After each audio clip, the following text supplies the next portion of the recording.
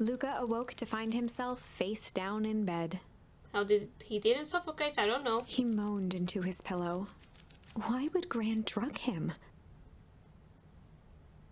Or rather, why was she trying to drug Mr. Nuncreed? Shaking the questions from his woozy head, Luca snapped back to the matter at hand. The festival! Can you walk?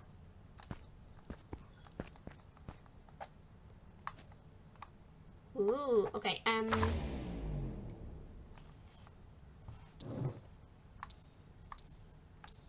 yeah, this was the other one. Oh, we're still here. Awesome. Sorry, I'm just having lots of fun with this. And I love the drawings. Look at them, they're so great. This is the first one, remember? Remember that? Remember, guys? Okay. We're gonna go see about Beck. Still can open this. Still can open that. Another this. Woo! Woo!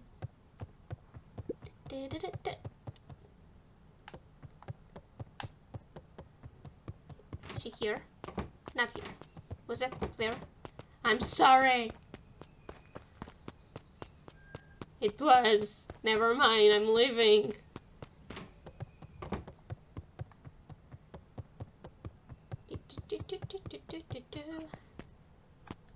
Nothing new? Okay, nothing new. Just want to make sure. Bye!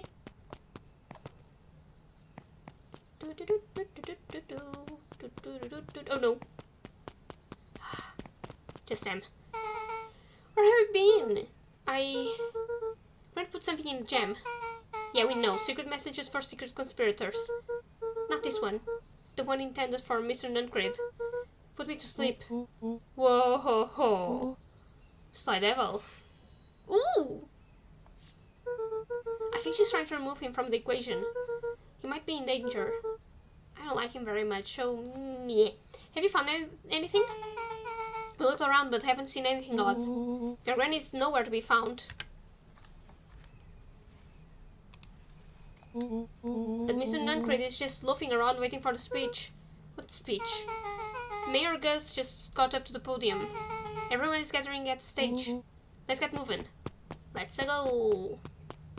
Oh, everyone is here. Augustus Valentine nervously wiped his brow. Ahem. Is this... yeah, it's on.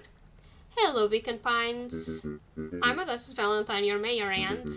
I suppose you already know that. Oh yes, before we get started, I just wanted to take a moment to recognize someone who couldn't be here today. This town wouldn't be where it is without my father, Harper Valentine. No one cares. No one cares. So I thought we could begin with a round of applause befitting such a great yeah, that's much more than old Cotter deserved. Gus cleared his throat and awkwardly loosened his tie. Right, where was I? William Kerr bounded on the stage with the energy of a preacher at a big tent revival. Gus Valentine, everyone! He gave Gus a hearty slap on the back and motioned him off the stage. Let's hear it for our mayor. I don't really care about you. What a great turnout. Heck, I didn't prepare anything. But I suppose I could say a few words. Would be ashamed to watch such a beautiful podium. Mr. Kerr pulled a thick stack of note cards out from his vest. I don't like you. Community, conviction, commitment. These are the things we celebrate at Perennial Harvest. For us, these are the pillars of the bridge to a better tomorrow. But I think it's time to add a new pillar. Change. Change is a powerful thing. It's inexorable, unavoidable, and undeniable. And I am goddamn thankful for it. Change is the reason we're all together today. It's hard for me to believe that it was only 4 years ago when fate brought me here. A simple business trip which brought me to a small town which would change my life forever. Mr. Kerr took a moment to survey the crowd. You know what? He wiped away a single tear. Oh, such a dramatic... From the second I set foot in Beacon Pine, something about this place has got me captive. Yes, stupid people. You see, change represents opportunity. It represents potential. It was change that helped me recognize the potential of this place. Oh, shut up. To see that the people of this town, despite suffering great loss, still held on to the things that made them special. He thumped the podium to emphasize each word. Community, conviction, commitment. Change. Mr. Kerr nodded confidently, biting his lip. You want to go for mayor, don't you? The crowd was silent, in rapt attention. Fate made a perfect match that day. Nothing is more important to you all than community. And Perennial Harvest is a community first and foremost. Mr. Kerr methodically made eye contact with each section of the crowd. I would flip him off. Only way we made it through the fall harvest was an unshakable conviction. Conviction that the better tomorrow was just over the horizon. Let me check just the crowd to let me see something here. Yeah, there are some people missing. Perennial Harvest was founded on the conviction that we are that horizon. The festival is a symbol of our commitment to each other. His voice began to build to a crescendo. I hate him. Now we now walk hand in hand into the future we will shape together. And that is what change is all about. Grabbing the future by the scuff of the neck and making things happen. Change is a choice. I am tickled pink that we will all be making that choice together. How great is that? Just imagine what it can accomplish. What was that? The crowd began to look around nervously. Don't worry, little thunder isn't going to ruin this day. Everyone remain calm. Mr. Kerr quickly flicked through his note cards. Where was I? Through all of my travels, I have learned one true thing. One always reaps what they sow. We have all planted a lot of good in this town. I don't know if I like where this is going. And so it is with happy heart that I can proclaim. He raised his hands Oh, up no. to the heavens. Our harvest awaits! Again?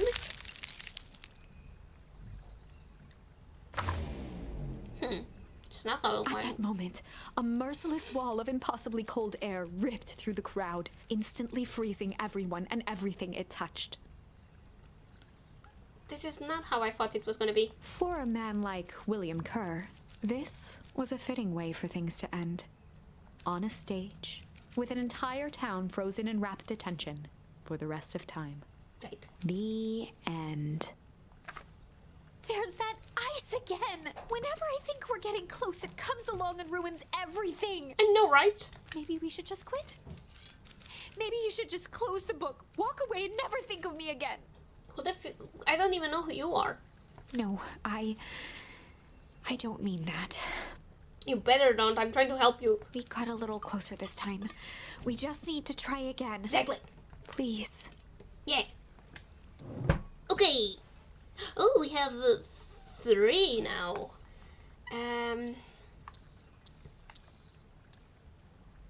Do we want to try? No. Let's do this one first, and then we'll see about this one. What do you guys think? It doesn't matter because this is pre-recorded, and I know what I want. Ha ha ha ha! We're gonna try the chill one, and then we'll try the sly one. Okay, guys? The chill. They'd run the classic good cop, chill cop interrogation. I'll handle this. Oh, and the sly one is gonna be Beck. I'll handle this. I'm just gonna play it cool. Luca walked calmly to the light switch, flicking it off and on a few times. Mr. Tolliver shook his head, gathering his wits. Golly, I sure got my bell rung. He looked over to find Luca, who returned a calming grin. Sorry, Mr. Tolliver. This was all a big mistake. Look at what's going on here. Why do you have me strapped down? No one's fault, really. Rollo just got a little startled. Rollo's here? Rollo and Beck emerged from hiding to give a timid wave. Hi. Well, alright. Mistakes happen. You kids gave old Hiram Good scare. Let's just get me out of these ropes and call it even. Luca glanced over to Rollo and Beck, who replied with skeptical looks. Same. Mr. Tolliver, why are you in my grand's basement? I'm here to help, of course. Help with what? What's my grand up to? If you'll just cut me loose, I can show you. How do I know he can trust you? Mr. Tolliver exhaled with disappointment. Look, have I ever done wrong? Have I ever done wrong by you? No. And since your grand moved to town, haven't I been nothing but welcoming? Yeah. So why would I turn my back on your family now? I don't know, things would happen. It's just, all this stuff seems pretty weird. A board with names of people from town, and an archive of my dad's old disturbing patient notes. Luca gestured to the corner. Barrels of explosives! I can explain everything. You just need to untie me. You kids deserve an explanation. Luca looked again to Rollo and Beck. This time they shrugged. Luca began to slowly loosen the bindings. And then he hit him over the head. Mr. Tolliver gently rubbed his wrists. I was joking. That's a good lad. This'll all make sense in He time. edged imperceptibly toward the stairs as he spoke. And then he closed the zip. You see, this town has secrets, Luca. A very dark past indeed. Before the kids had even noticed his movement, Mr. Tolliver was at the light switch. Past that must be brought He to... punctuated his final words by flicking the switch and rushing up the stairs. Light! I knew it. Son of a... Beck darted to the wall and turned back on the lights. It was too late. Rollo confirmed what they all heard. He just looked us down here. I told you! Mr. Tolliver's muffled voice came from behind the door. I wasn't lying, you know. This is for your own good. You could just keep tight down there. And let the adults handle this. No! They looked bewildered at each other. Play it cool, huh? Not Novak. The They end. heard the staccato thump of quick steps exiting the house. The kids looked down in resignation. This isn't how it goes in Hank Atomic. For some reason, they'd always assumed it was up to them to save their town. Luca opened his mouth, hoping to conjure some magical words to make this right. Only a hollow croak escaped. The end. Well, we certainly aren't going to find a grand resolution to our tale locked in a basement. Alright. Back to the drawing board. Okay. Let's try the sly. Good cop. Sly cop. They'd run the classic good cop, sly cop interrogation. Probably Beck's turn now. Luca and Rollo ducked behind a barrel, leaving Beck to her task. Didn't I say so? With a few crisp snaps, she roused Mr. Tolliver. Huh? What's going on here? You're that Mothville girl. Please call me back. Sorry about all this. Mr. Tolliver looked down and shifted a bit, testing his restraints. It seems there's been a mix-up. You see, I'm down here for the same reason you are. 200% you here? Beck caught herself before letting the surprise manifest on her face. Good job. She'd already gotten him to reveal his relation to Gran. This was gonna be easy. You know how Jennifer is with her precautions. Operation Sparkplug has us on all on edge. I guess she thought you needed some backup. But she sent a child? What better way to avoid prying eyes? Who would suspect a kid? I suppose that makes sense. Mr. Tolliver wriggled a bit in his restraints. Oh, I'm so sorry. Beck quickly removed the ropes. She's good. That had to be uncomfortable. A little, yeah. But you understand. We never know who to trust in this town. Mr. Tolliver rubbed the growing knot on his forehead. Very true. So it turns out we're both here Beck to... twirled her hand, as if to prompt Mr. Tolliver to finish her thought. Destroy the evidence. Beck shook her head and clicked her tongue. Yep, the old gal is nothing if not thorough. Mr. Tolliver let out an amused huff in agreement. Dummy, she sure is. Can't blame her though. If anyone were to find out that we're going to destroy the source, well, we both know how bad that might be. No one will know anything once I finish cleaning things up down here. Beck was on a roll now, playing Mr. Tolliver like a fiddle. You're sure you can finish this up on your own? Juniper trusted me for a reason. You can leave the rest to me. Good, there is one more loose end I'll go work on. Loose end? Oh, it's nothing really. The other day I had the radio on scan while restocking the candy shelf. And wouldn't you know it, I intercepted an odd phrase in the perennial treasures there. Underground secrets. That's ominous. I think it might be a password, but Jennifer dismissed it. Said it wasn't mission critical. What's a password for? We don't know. So we have a password and nowhere to put it? It's gotta mean something, right? Good thing. You should probably go work that out. I've got this under control. That's a relief. Between you and me, this basement gives me the wheelies. Heading for the stairs, Mr. Tolliver hesitated and turned to Beck with a puzzled look.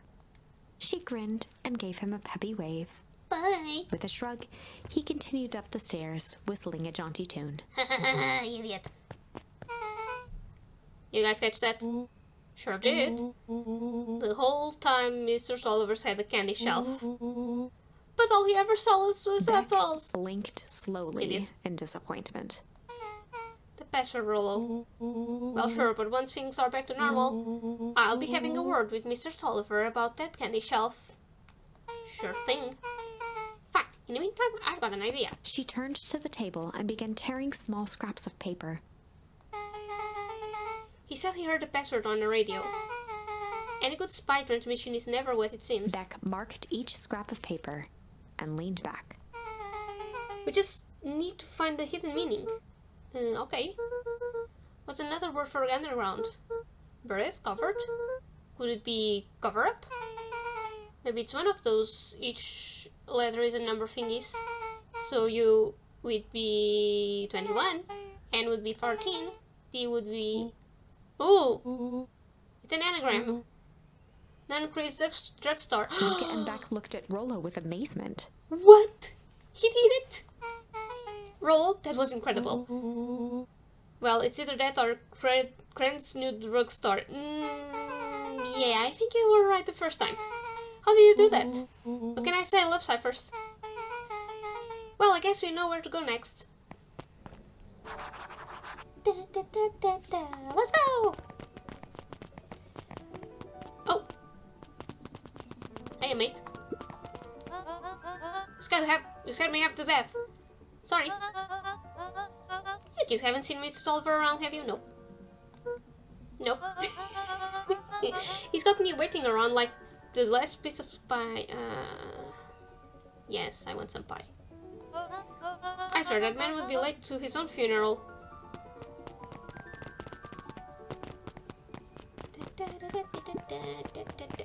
I'm sorry, guys. I need to check on something.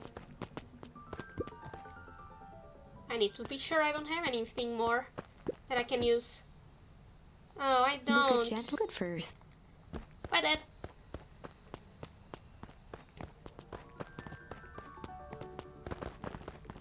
Oops, oops. Let's go to the drugstore. Let's go to the drugstore. Secrets! You're late, Augustus. Sorry, sister. Was caught up with work. Work. You.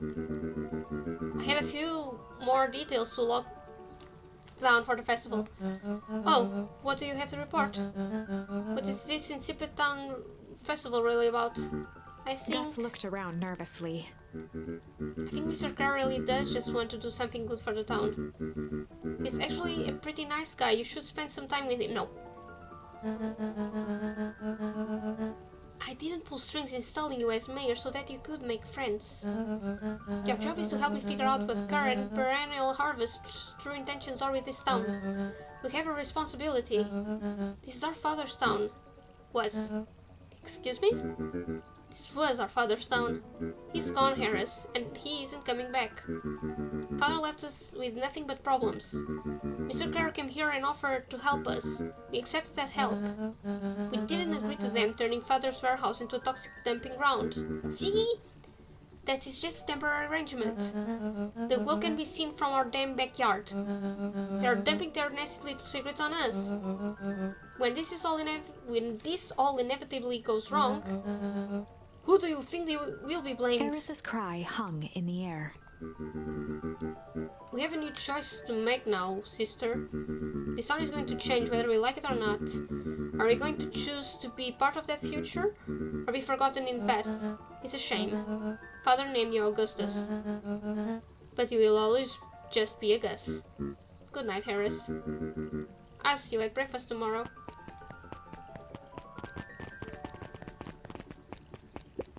It's getting late, children. Shut up. Mind your own damn business. Still here reading? You're gonna say something about this chapter? Knowledge, he spat with a sneer. There exists a gulf between knowing something and being able to do a damn thing about it. I do hate when the villain makes a good point. Better get to yeah. But you know I always need to check everything out. Okay, nothing here. Someone here? No. And I refuse to go to the History Museum again. They're not gonna trick me a second time. It's a doggo. Solomon stood proudly at the entrance to the drugstore, holding a brown bag overflowing with black licorice. Hey, Solomon. We're looking for Mr. Nuncreed. Is he still in there? I'm afraid not. Then where do you get the candy from? You might say we have an arrangement. Solomon shoveled a surprising amount of licorice into his mouth. Sometimes it's small pleasures in life. Though we might not always have family to rely on. Licorice has never let me down. Well, I can't say licorice would be my first choice. But whatever floats your boat. You can tell a lot about a person by their choice of confection. Chocolate. Lots and lots of chocolate. Any type of chocolate. Yeah, I guess. I like sour gobs. I'm certain you do. I always wondered why Mr. Nuncreed kept licorice in stock. Must eat enough of it to make it worthwhile. There are many ways to earn loyalty. For some, it's as easy as cold hard cash. Bye, weirdo. Well, he's right, it's locked. No. There's gotta be more clues. Okay, let's see.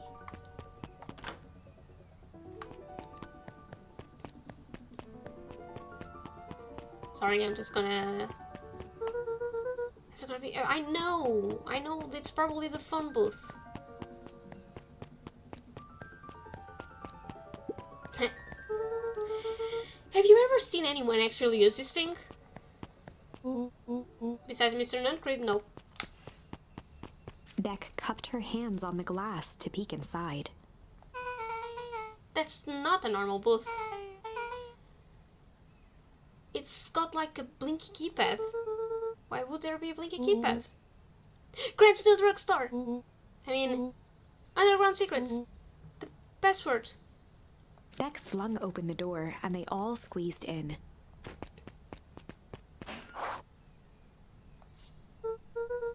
Alright, let's see here. Luca cracked his knuckles and entered the letters into the keypad. Underground? Secrets. Not right. Sounds like that did something. Right, now what? I guess we The die. inside of the phone booth dropped loose from its shell.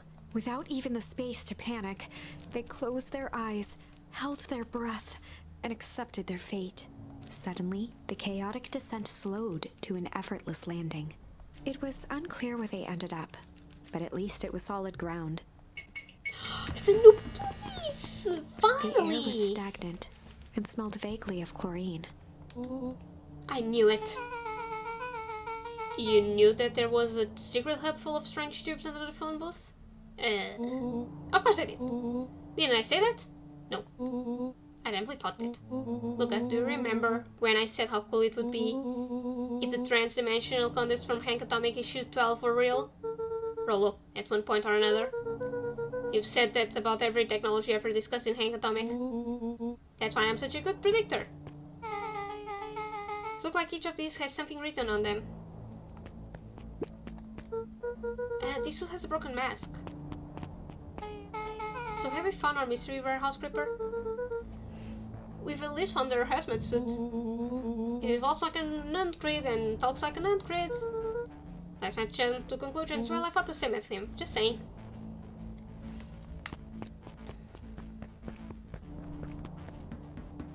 Okay, so what does it say here?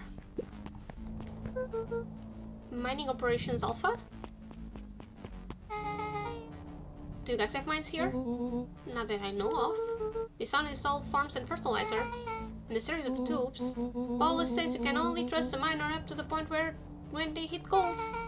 Not sure how that wisdom applies in this exact situation. That's the thing about Pi. You don't always realize what he means until it's too late.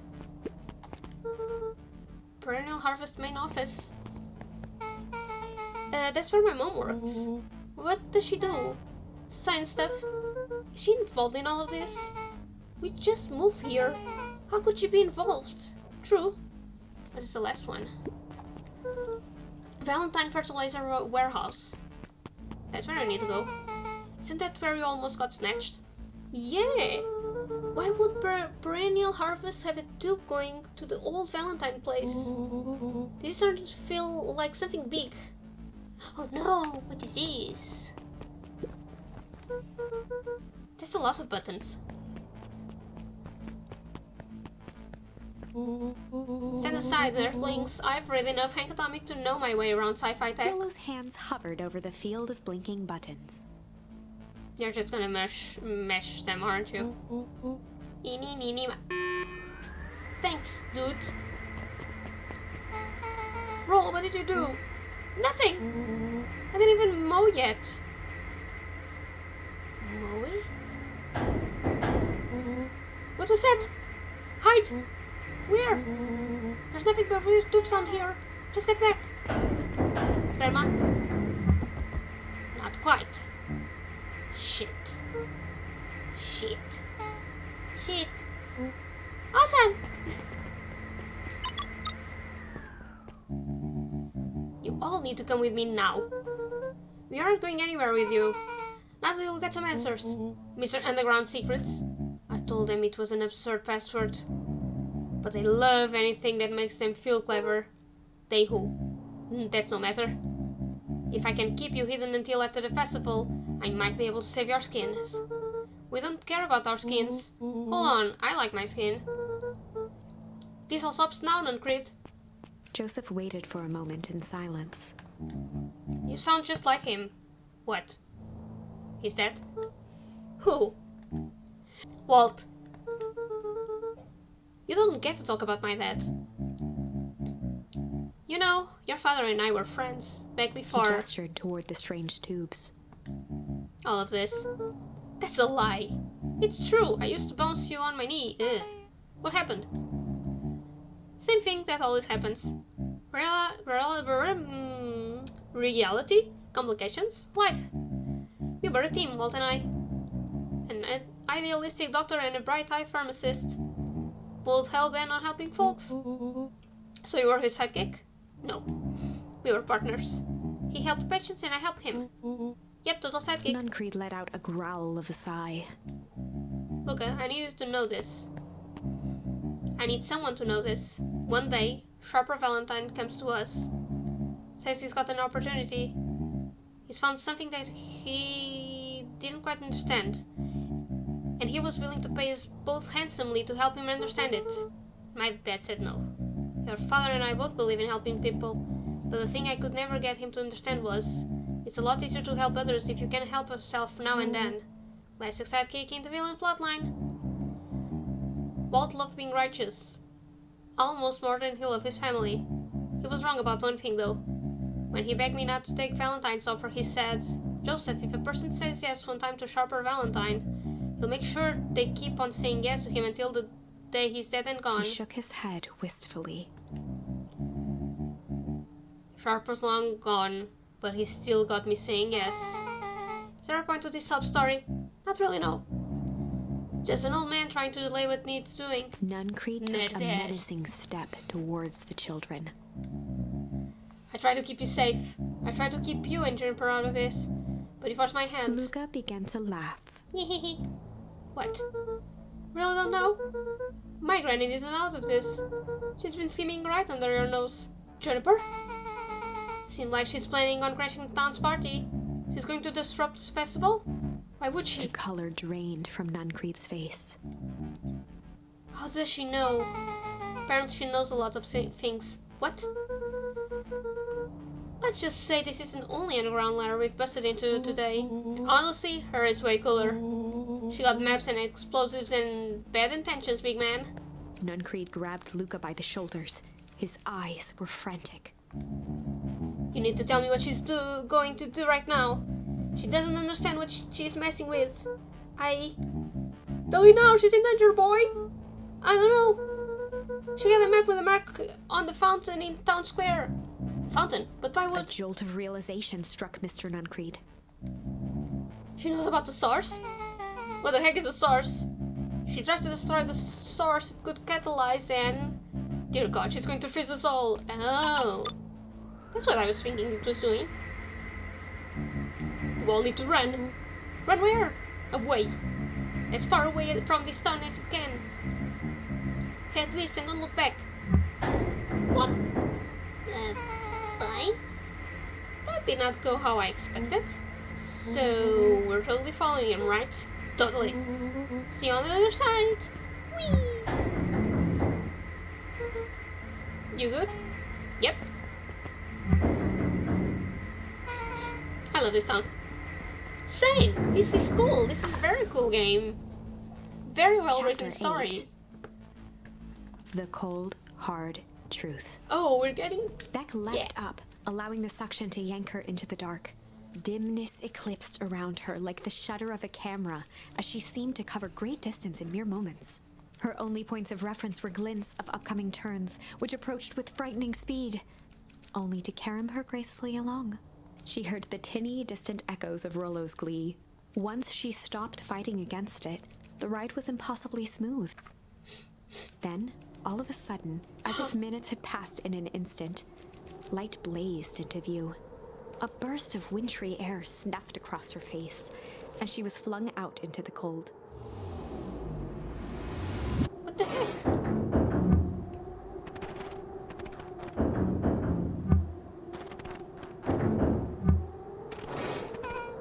That was intense. Yeah. I think I might parted with some fluids in that. Are you just admitting that you peed yourself there? Any idea where we are? Somewhere cold. Doesn't look like it got any of us. It didn't feel like we traveled that far. So where did these all go? This place sucks. Why would anyone even want to blow something up out here? Only one way to find out, I suppose. We're gonna catch up with Nuncrete. I think he went this way. Okay, but what is up here?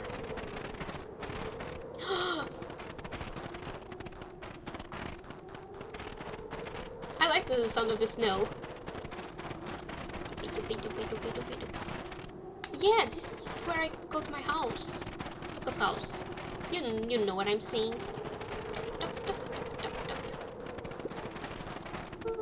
This looks familiar, yeah. Maybe you can clear off the snow. No time, let's really getting away. Push, push, push, push, push, push, push, push, push, push, push. Wait a second. This looks like the same place. Okay, this is starting to feel really familiar. I may not be the most well-versed in all things Beacon Pines, but this does look like some sort of frozen replica of town. Oh, I got it. So obvious now. Mr. Nuncrete is an alien. Rollo, stick with me here. His species can only live in sub-zero temperatures. Oh boy, here we go. The source is their base camp dimension, so naturally we keep it cold. We found it by traveling through those metallic wormholes back there. The final objective: kill us all and shapeshift into Beacon Pine citizens of their choosing. You never really had me, but you very much lost me there. You get used to it. We should keep moving. thought I could go through there. This is really, really weird and cool. I like this. I like this a lot. As they rounded the corner to the frozen town square, they spotted Mr. Nuncreed inching cautiously toward a pit at its center. He held his arms out gingerly, as if approaching a beast in the wild. Upon closing the distance, Luca recognized what Nuncreed was after. Gran stood confidently at the edge, one arm outstretched over the abyss. Nearby, a wheelbarrow had been emptied out. She held a lit torch, which flickered in the bitter wind. Juniper, I don't know what you think you're doing, but I'm sure this is not going to solve anything. If you drop that, you've doomed this whole town. Oh, it wasn't me who doomed this town. I've been watching you, Joseph. I know what you did then, you and your co-conspirators. Gran? What's happening? Luca, you and your friends need to leave right this moment. Mr. Nuncreed turned back toward the kids, desperation in his eyes. Listen to your grandma, Luca. This is between me and Juniper. Mellowinback held steadfast in awe. Luca approached closer. Mr. Nuncreed spun back toward Gran, his voice growing louder. You got it all wrong, Juniper. Just hand over that torch. You don't understand what you're doing. How could I possibly trust you to do the right thing? Walt told me everything. He trusted you, and you betrayed that trust. Luca, did you know that this man's entire life is a lie? If it weren't for him, your father might still be alive. Mr. Nuncreed winced with anguish. His voice hardened. That's not true. They both now yelled, not to each other, but at fate itself, making their peace with long-held burdens. The wind howled with encouragement. Walt was like a brother to me. We just had different ideas about how to effect change. Very convenient that your way just happened to line your pockets. Now that's not fair. They menaced at each other, both catching their breath. The moment balanced on a knife's edge. I'm gonna make a decision right. Amid a blur of emotions and memories, Luca's mind flooded with questions. The wind calmed, as if to give him the stage. And in the stillness he began to... Oh, I only have whip. And in the stillness, he began to weep. It was all just too much. Falling to his knees, Luca whimpered softly. The tears crystallized as they hit the snow. Gran stared at Luca for a moment with warm sympathy, remembering why this was all necessary. This all makes sense soon, Luca. Then everything can go back to normal. I promise. She stiffened up and brandished the torch at Mr. Nuncreed. And it's gonna kill us again. You can't hide behind those people any longer, Joseph. Once their precious source is destroyed, we'll see where their loyalties fall. Juniper, don't. Ignoring his final plea, Gran flung the torch into the deep darkness. And we dead. She smiled and exhaled in relief. Mr. Nuncreed moaned in resignation. The torch echoed as it ricocheted down the hole, punctuated with a thunderous thud.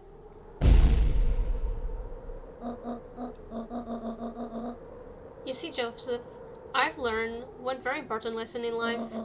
If you want things to change, then you must be willing to... Before Gran could finish, the ground shook her to silence.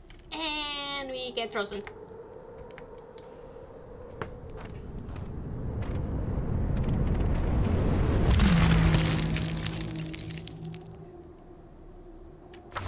What did I tell you?